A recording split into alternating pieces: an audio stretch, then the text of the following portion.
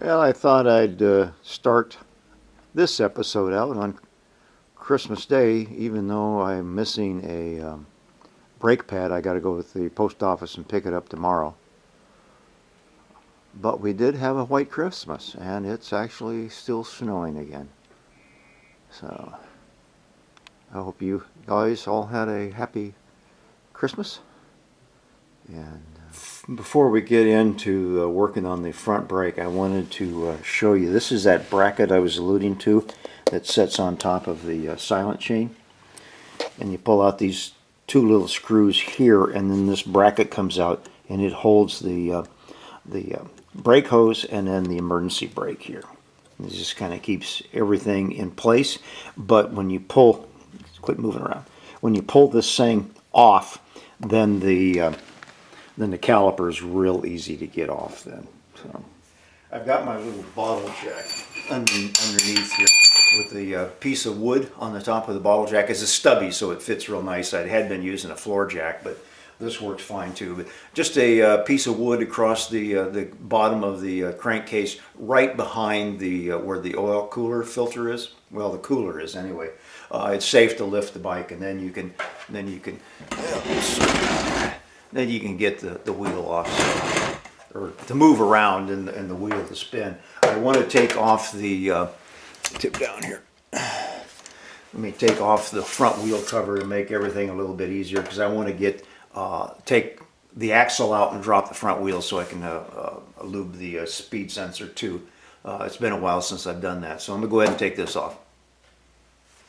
Once you get these two bolts out here, the hex or button head Allens, in behind in here are two 10mm head bolts. They look like they're hard to get to, but they're easy.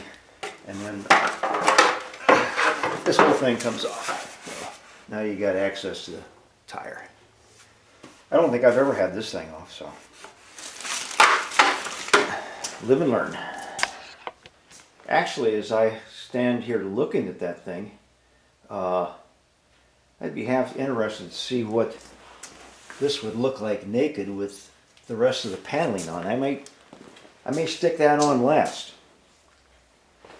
Give that naked bike look. Well, get the pin out here. You gotta use a drifter to make sure it's the right size, and also have the wheel where it's there's not a spoke in the way. It always helps to read the manual. I've been watching too many other motorcycle how-to things, and usually they just drive the pin out. But on the Tmax, there's two little clips or pins back in here, split pins. And so it says to take off the, pull off the front brake rotors. Let's go ahead and do that. And I need to get that little guy out. We'll come back. Pull off the clip to the hose. You can't see it here. Right there. And I got this little guy out. So go ahead and pull these two bolts.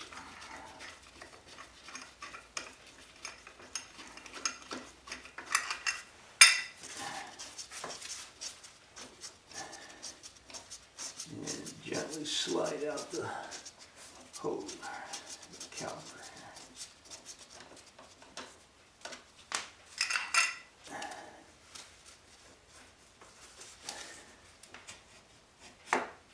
There we go. I was afraid it was going to run into the rim. Okay. We got those out. How in the hell do we get to the pins in here? You can't see them, but there's one on each side. Let me see if I have to fish these things out. I don't know if you can see that or not. That's the little clip that came. Let me hold. It's a little clip. So now it should, now I got to pull out the other one too. Had to go get a bag to put those clips in so I didn't lose them. So there we go. Okay. Now the pin will come out, spring will jump out, and the plates can be removed. And there's still,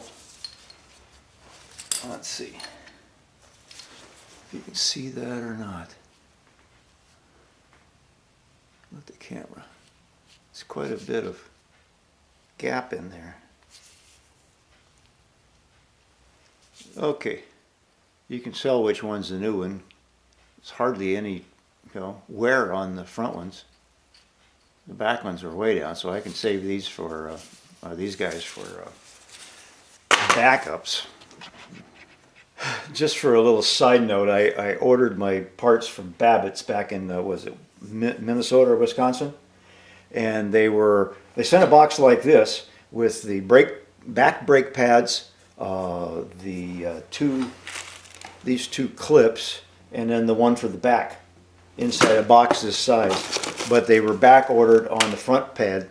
So here's this box, and here's what they sent inside of it. They could have put it in a little box that would have fit in my mailbox, but no, I had to go down at Christmas time to fight the crowd. So let me go ahead and clean up this, and then we'll come back. Well, I got my face mask on in order to clean all this off. I like it. I'd use that. I can take this off now. I'd like to use a toothbrush just to get in here and clean around, and then I lightly sprayed with silicone. You don't want to use like the 3-in-1 or WD-40. You want to use silicone back in here because you don't want to mix petroleum products with brake fluid. So those are all nice and cleaned up now, and I can go ahead and put I might leave this here cleaned up like that and then assemble everything after I get the other brake off, and I'll go ahead and clean up my pin here too, and we'll get the other one off, and then we'll drop the front wheel and switch over to the other side and lube up the speed sensor. When you're taking off this lower bolt, remember that there's a little hook that goes on here that holds the speed sensor. I'm gonna have to figure out how that goes. Okay, it hooks above and below. The shepherd's hook goes up. No, it's better yet, just leave the damn thing attached. Okay, now I can pull this guy off.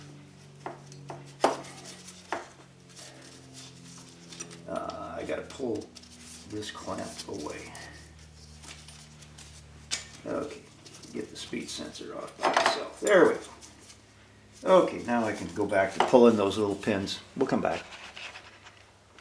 Well, if you do something often enough, you figure out the slicks. If you push down on the spring part in the back here, you can rotate the shaft so these little clips come up and you can pull them one at a time.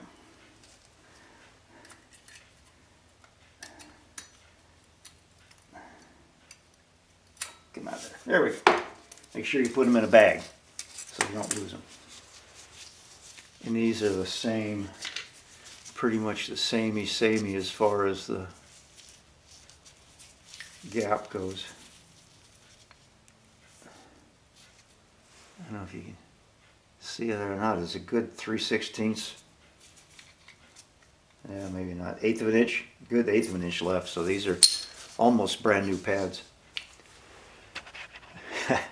I am a slow rider, and so I use mostly engine braking. And then when the brake clutch cuts out, then I usually use the back brake to stop. So the front ones hardly ever get used. Well, I got it all cleaned up. Take my mask off and put a little bit of silicone spray on there and then wiped it down. Now all the cylinders are, let me stop here for a second. Okay, you can see this pistons are all nice and clean on the outside. So I can I'm going to hang them out of the way and then take the front tire off so I can get down to the speed sensor. I've already done this, but it's a good time to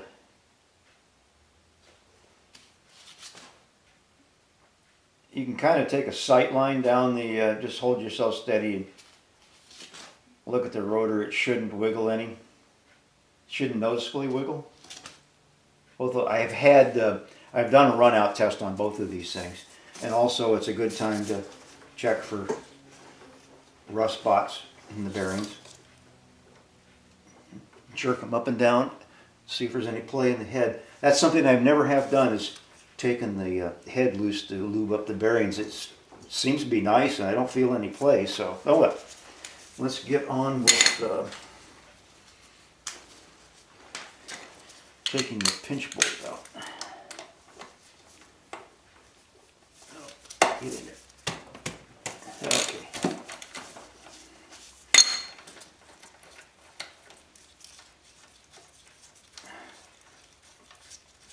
And then I'll show you I don't need to take it all the way out. Let me go get my tool.